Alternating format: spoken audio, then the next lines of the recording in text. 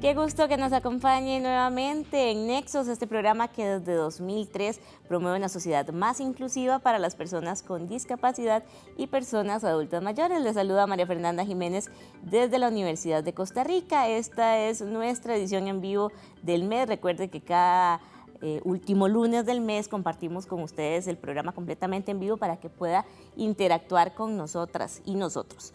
Hoy vamos a estar conversando sobre el Centro de Atención Integral para Personas con Deterioro Cognitivo, y para hablar de este tema nos acompaña Alexis Cruz. Él es terapeuta ocupacional, también es gerontólogo y trabaja en el Servicio de Rehabilitación del Hospital Nacional Psiquiátrico, al que pertenece este centro. Bienvenido, Alexis, gracias por acompañarnos. Hola, muchísimas gracias por la invitación. Para comenzar, Alexis, bueno, vemos que el nombre del centro es Centro de Atención Integral a Personas con Deterioro Cognitivo, y antes de entrar al aire me decía una compañera, bueno, ¿qué es el deterioro cognitivo? Entonces, me parece importante empezar por ahí. Claro, en efecto, el deterioro cognitivo es una situación que primero cabe recalcar que no es normal. Cuando hablamos de deterioro cognitivo lo asimilamos muy cercano al concepto de envejecimiento. Cabe recalcar que no es normal que un adulto mayor tenga deterioros cognitivos.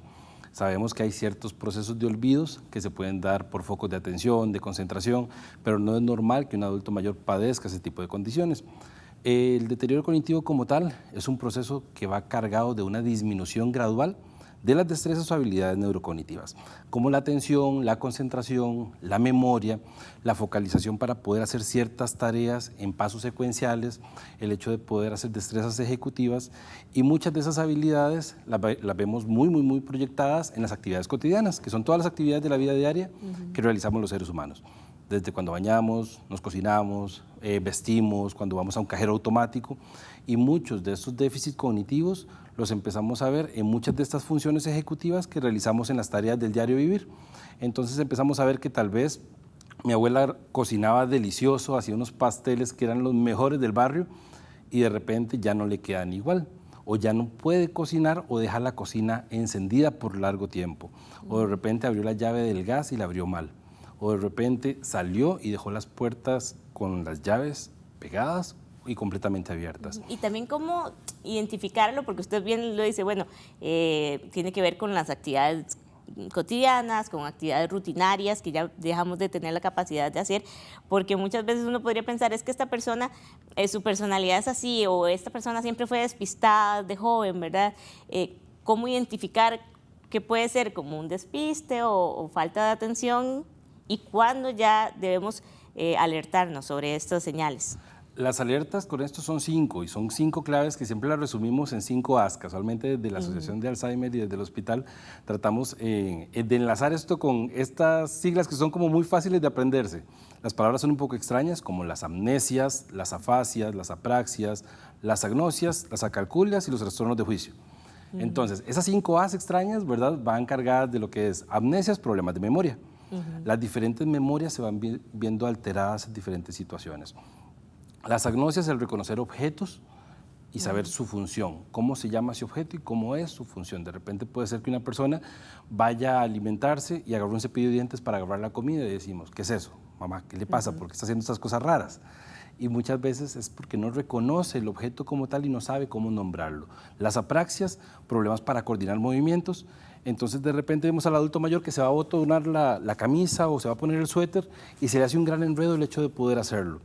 Las acalculias, problemas para manejar, valga la redundancia, cálculos, ¿verdad?, cuestiones matemáticas, que la persona llega a pagar los recibos, iba a hacer ciertas compras y sabía que el pan valía 600, la leche valía 1000 y que esto más esto es un total de... y de repente ya empezamos a tener problemas para poder sacar esas sumatorias de cálculos. Los trastornos básicamente afásicos, que estas son de origen vascular, que son trastornos comunicativos en los cuales la persona empieza a tener ciertas variantes a la hora de poder hablar, producir las palabras de una forma clara, lógica, o poder directamente tener esa fluidez semántica para poder hablar. Muchas veces se les queda la palabra en la punta de la lengua y se les va olvidando. Hay muchos subtipos de cada una de esas categorías de estas A's, ¿verdad?, que ya en la parte clínica se van trabajando y se van evaluando y se van interviniendo también. Y la J, que es de trastornos de juicio, básicamente son comportamientos extraños, como que de repente la persona empieza con algunas conductas un tanto maníacas, a caminar más rápido, hacer cuestiones o conductas un tanto raras o extrañas, con conductas tal vez un poco obsesivas, un poco más ansiosas de lo normal, ¿verdad? Entonces, básicamente nos vamos a enfocar en un cambio abrupto que se puede ver en la rutina diaria de la persona. Pero sí hay que desligar esta parte de la personalidad, ¿verdad? Ajá. Y también, bueno, Alexis, el Centro de Atención Integral a Personas con Deterioro Cognitivo, que ya usted nos daba algunas pistas de cómo identificar este deterioro, atiende a personas con estas condiciones, ¿verdad?, de demencia. Pero ¿qué es el centro, verdad? Porque de repente nos imaginamos un edificio, pero en realidad es un servicio que ofrece el hospital psiquiátrico. Claro, el hospital psiquiátrico, a raíz de todo este modelo que tuvo hace unos años de cambiar toda esta modalidad del famoso asilo Chapuí, ¿verdad? Donde tenemos personas viviendo por larga data acá, empezamos a generar programas novedosos, programas innovadores que generen diversas estrategias de atención de forma aguda o ambulatoria. Desde el Departamento de Rehabilitación se desarrolla lo que es la parte del famoso CID, que lo resumimos en esas 3 letras, C y D, porque el nombre sí es bastante largo, ¿verdad? Centro de Atención Integral para Personas con Deterioros Cognitivos. Y lo que buscamos acá es atender a las personas que ya tienen un diagnóstico formal. Casualmente, la Caja Costarricense de Seguro Social tiene las clínicas de memoria que tienen equipos interdisciplinarios que se encargan de diagnosticar. Son equipos que en corto plazo sacan diagnósticos precisos con altas tecnologías, con estudios meramente de diferentes tipos de proteínas, como la beta-amiloide que hablábamos anteriormente, o estudios neuropsicológicos muy a detalle. ¿Esto para qué lo hacen las clínicas de memoria? Para poder tener un diagnóstico formal y ponerle un nombre a esto. ¿Qué es lo que pasa con muchas enfermedades demenciales? Como hablábamos ahora, están cargadas de estigmas y hay muchas situaciones que no son diagnosticadas y las dejamos pasar como normales, entre comillas, por ser un proceso de envejecimiento. Lo que buscan directamente las clínicas de memoria es tener el diagnóstico preciso en corto plazo, pero después de eso se le van haciendo ciertos seguimientos por parte de los equipos interdisciplinarios a toda la parte farmacológica, etcétera. ¿Qué es lo que viene a hacer el CID? Viene a romper este paradigma de que a las personas que tienen un síndrome demencial, a pesar de ser un proceso neurodegenerativo, nos permite buscar una puerta para poder rehabilitar. A veces cuando hablamos de demencias y hablamos del término de rehabilitación, es una disyuntiva bastante tremenda, porque decimos, ok, podemos rehabilitar claramente una demencia, y no podemos rehabilitar demencias, pero sí podemos rehabilitar seres humanos, rehabilitar personas, que eso es lo que buscamos nosotros. Claro, y mejorar la calidad de vida, ¿verdad?, de estas personas en su proceso de estas demencias que no se pueden curar, ¿verdad? Pero que sí puede mejorar la calidad de vida. Y justamente, Alexis, como lo mencionaba, en el 2018 el Hospital Nacional Psiquiátrico tuvo un hecho histórico que fue el cierre de la sección asilar y le presentamos esta nota para recordar y poner en contexto este momento que hace un cambio, ¿verdad?, hacia este modelo social de la atención de la salud mental y de las personas con alguna demencia.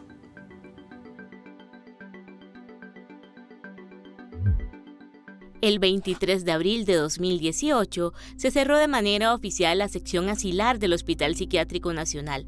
Esto quiere decir que ninguna persona más vivirá institucionalizada en este centro médico, como ocurrió durante 127 años con personas en situación de abandono.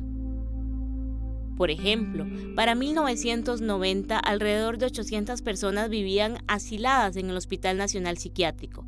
La mayoría tras ser abandonados por sus familias una vez que ingresaban a este centro médico, y algunas de ellas pasando casi la totalidad de sus vidas asiladas. Esta transformación de la atención de salud mental obedece a un enfoque desde los derechos humanos que comprende que las personas con alguna condición de discapacidad psicosocial tienen derecho a participar de la sociedad y a seguir perteneciendo a todos los espacios.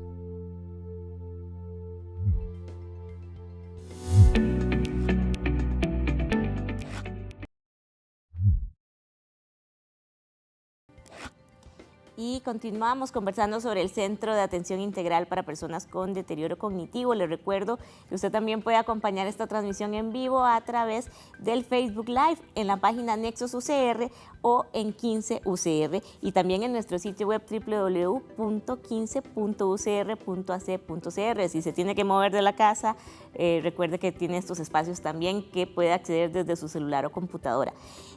Alexis, bueno, veíamos este contexto, ¿verdad? También, y lo que usted hablaba de esta transformación en la forma en la que entendemos y atendemos las demencias, por ejemplo. Y también es importante que conozcamos quién podría acceder al Centro, ¿verdad?, de Atención Integral para Personas con Deterioro Cognitivo. Si yo considero que yo o un familiar, ¿verdad?, requiere de la atención del centro, ¿cómo empiezo, ¿verdad? ¿Cuál es el primer paso? Ok, lo primero es estar asegurado. Ya con solo tener el proceso del seguro, ¿verdad?, ya puede acceder directamente a los servicios. Para hacer el proceso de ingreso necesitamos que la persona sí esté diagnosticada efectivamente con una demencia. Lo pueden referir de cualquier área de salud, ya sea cualquier hospital de primer nivel, de Blanco Cervantes o alguna de las clínicas de memoria que ya existen alrededor de nuestro país. O igualmente cuando son referidos de medicina mixta también recibimos las referencias para poder directamente ingresarlos. Dentro del proceso básicamente se incluyen todos aquellos usuarios que tengan un acompañamiento familiar, aquellos usuarios que no pueden tener acompañamiento familiar y están en alguna institución de larga estancia, una residencia geriátrica, si hay cierto compromiso de sus cuidadores principales de acompañarlos, los pueden acompañar principalmente. Y también es importante que el CID no solo atienda a la persona que tiene demencia, sino a la persona cuidadora, ¿verdad? Esto es un proceso integral para capacitar a las personas que cuidan de la persona con demencia. Claro, el abordaje del CID está basado en teorías de manejo multicomponente, que esto quiere decir que manejamos diferentes esferas. Hay dos caminos que son principales en el CID, tanto el generar procesos de estimulación y rehabilitación a estas personas de todo su proceso de cronicidad patológica, ¿verdad?, para poder ralentizar procesos de deterioro como tal y hacer que el proceso sea más lento, mejorando su calidad de vida. Pero también tenemos la otra línea, que es el hecho de poder trabajar con los familiares, con los usuarios y con los cuidadores. Dentro de esta línea de aprendizaje se buscan varios ejes. Primero, la parte psicoeducativa. Dentro de esto, que ellos manejen ciertos conceptos dentro de lo clínico que se pueden llevar a cabo ciertas acciones en la casa, en la comunidad, en el hogar. Buscamos que este cuidador o este familiar sea capacitado para que lleve estas herramientas y pueda propagar mucha de esta información y este conocimiento que va adquiriendo. ¿Qué es lo que se le enseña al cuidador? Primero, conceptos básicos de la enfermedad, manejo de medicación, manejo de trastornos neuroconductuales, que es una de las principales causas del síndrome burnout en ellos, ¿verdad? Este síndrome de cuidador cansado, que se llegan a fatigar muchísimo. Y casualmente cuando empezamos con ciertas conductas repetitivas como las famosas estereotipias, movimientos raros de manos, marchas erráticas, que la persona empieza con problemas de desorientación en el espacio, en la casa, en un lugar conocido, el cuidador se llega a cansar mucho. Entonces buscamos generarle a ellos ciertas estrategias. Además, después de los 4 meses que dura el proceso del CID, lo que se busca es darles un plan casero al cuidador principal de la familia, los entrenamos en cómo hacer este plan casero. El plan casero básicamente consiste en una serie de actividades muy sencillas con materiales que tenemos en el hogar para poder entrenar, estimular y mantener esas habilidades, tanto cognitivas como motoras, como sensoriales, y mejorar y mantener también toda esta parte conductual. Un punto que es clave también en esto es el hecho de que dentro de todo el equipo interdisciplinario, porque somos un montón de profesionales que estamos en esto, se le entrena a la familia en cómo manejar muchas situaciones críticas de la enfermedad, cómo manejar la medicación, las dosis correctas, el hecho de no utilizar algunos fármacos con productos naturales, porque a veces se desvirtúa mucho este efecto, o los efectos adversos que de repente un familiar o un cuidador puede notar, y de repente dice, no, es que está muy dormido, voy a quitarle la medicación, voy a ponerle esto, y el familiar empieza a tomar ciertas decisiones bajo la medicación. Entonces buscamos reeducarlos directamente para que sepan cómo manejar y abordar muchas de estas situaciones que se dan en el contexto del hogar. Y también, bueno, antes de comenzar la transmisión, me mencionaba usted que es un proceso de 4 meses, ¿verdad? Entonces me parece importante también mencionarlo. ¿Cuánto tendría que ir? ¿Es todos los días? ¿Es un periodo de asistencia, ¿verdad?, de 4 meses? ¿Cómo es el proceso? Claro, el proceso es de 4 meses, la persona tiene que ir todos los días. Todos los días va 3 horas. Tenemos 2 grupos, en promedio son 12 personas en cada grupo. Un grupo en la mañana de 8 de la mañana a 11 de la mañana y el otro grupo que entra a las 12 de mediodía y sale a las 3 de la tarde. Son 3 horas durante los 5 días de la semana. En algunos casos, cuando la persona no puede ir por diferentes cuestiones, nos ha pasado casos de cuestiones económicas principalmente, lo que se hace es que una de dos, o podemos hacer los trámites directamente para que su área de salud, si tiene el recurso, pueda directamente darle la ambulancia, ¿verdad? O bien acortamos la modalidad y lo hacemos que la persona pueda asistir 3 días a la semana, 3 horas cada día, ¿verdad? Y se le extiende el plazo de los 4 meses a 6 meses para hacer que el proceso sea lo más accesible posible. Y luego de esto hay un proceso de seguimiento, ¿verdad? Ya no asisten, ¿verdad?, a estas 3 horas diarias, pero hay un acompañamiento, ¿verdad?, tanto para la persona con demencia como para la cuidadora. Claro, posterior al egreso de los 4 meses, hay 4 meses más en los cuales se les van dando seguimiento presencial una vez al mes al usuario, se le cita diferentes citas de control y posterior a esos 4 meses se le da seguimiento telefónico para poder ver que la persona siga funcionando, siga manteniendo y si ha tenido alguna crisis o algún problema con la medicación o algún problema conductual que apareció de repente, empezar a atenderlo lo más pronto posible para evitar la dependencia. En el sitio del baluarte y el estandarte nuestro es evitar la dependencia a corto plazo. Y entre más factores discapacitantes tenga la persona, peor va a ser su calidad de vida. Entonces buscamos dar los apoyos competentes para que esta persona viva lo más independientemente posible en todo el transcurso de las enfermedades. Y también, bueno, antes de comentar la transmisión, también usted me mencionaba que ha disminuido el promedio de edad de las personas que empiezan a tener demencia, ¿verdad? Y eso es importante porque lo asociamos siempre a la adultez mayor. Exacto. Muchas veces se ha hablado de que las personas únicamente arriba de los 80 años pueden padecer alguna enfermedad demencial. Y casualmente hemos tenido usuarios muy jóvenes, personas de 45 años, ya con una demencia muy avanzada. Y ahora nos hemos mantenido con un rango de 56, 58 años, con personas ya con deterioros cognitivos mayores, ya bien diagnosticados y con un buen tratamiento, pero ocupamos reforzar mucho esto, ¿verdad? Entonces la prevalencia sí ha variado bastante, ¿verdad? Y los mismos estudios científicos nos dicen, ok, como decimos los ticos, pelemos el ojo, ¿verdad? Porque hay muchos factores de riesgo que no estamos tomando en consideración e igualmente tenemos que ponernos a las pilas para poder mejorar toda esta prevalencia que está apareciendo cada vez más. Así es, y estar atentos, ¿verdad?, a estas alertas que Alexis nos mencionaba anteriormente. Ahora vamos a presentarle un resumen de la programación especial de Nexos durante el mes de agosto dedicada a la maternidad y la discapacidad.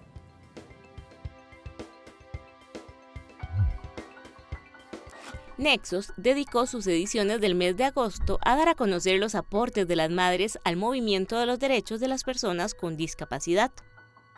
La vida de una madre de una persona con necesidades especiales, cualquiera que sea, es una vida muy diferente. En sus inicios, una vida muy frustrante, ¿verdad? Muchos sentimientos encontrados. Y a veces como que nos preocupamos más de lo debido. Nos preocupamos mucho por el futuro. A veces estamos pensando, ¿qué le va a pasar cuando yo me muera? Y apenas están haciendo, entonces no hemos disfrutado ni siquiera la parte de tenerlos pequeños. Una madre con o sin discapacidad necesita una red de apoyo para poder criar a sus hijos. Y una mujer con discapacidad todavía más. Lo primero que la gente dice, pobrecito, la mamá no ve.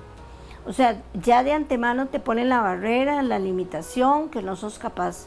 Y si haces lo contrario, si demuestras que puedes y que tus hijos se desarrollan como cualquier otro niño, entonces te quieren ver como la supermamá, que en realidad no lo somos. También, a través de las experiencias de madres de personas con discapacidad y de mujeres en condición de discapacidad que son mamás, conocimos las barreras que siguen enfrentando, para reflexionar sobre los cambios pendientes que tenemos como sociedad para erradicar esas barreras. El día que yo ya estaba para dar a luz, yo ya estaba lista. Yo me fui al hospital, ya previamente me había puesto de acuerdo con la intérprete que me iba a acompañar y entonces cuando llegué, la enfermera me dijo que no podía por las restricciones de COVID, que solo podía entrar una persona, que tenía que escoger si era mi esposo o la intérprete. Había muchas barreras actitudinales, especialmente barreras en donde Yo recuerdo en esta misma sala donde estamos nosotros sentadas hace 33 años que pasaron muchas visitas y la mayoría traían un nunca en la boca. Nunca va a ir a la universidad, nunca se va a casar, nunca va a aprender a leer, nunca va a aprender a escribir. Es decir, había todo un ambiente de negatividad alrededor de una persona con síndrome de Down. Encuentra las 3 ediciones especiales dedicadas a la maternidad en nuestros espacios en las redes sociales, donde aparecemos como Nexos UCR, y también en la plataforma gratuita 15.tv.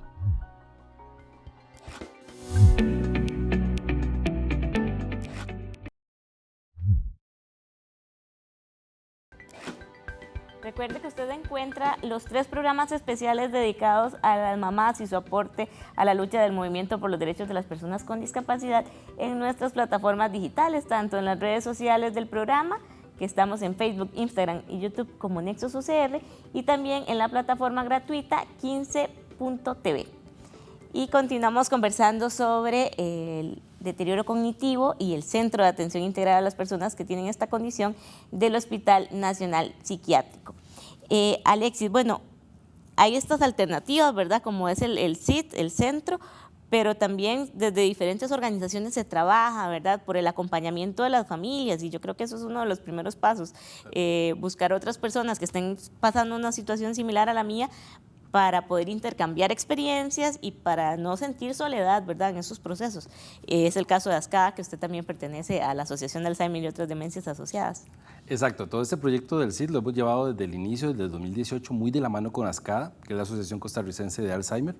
Directamente acá en ASCADA se han dado diferentes procesos muy cercanos a la familia. Dentro de la línea de abordaje y de trabajo se ha dado todo lo que es la parte de capacitación al cuidador, que esto es sumamente importante, el hecho de poder detectar tempranamente algunas situaciones que estos cuidadores pueden estar pasando y poder orientarlos de la mejor forma.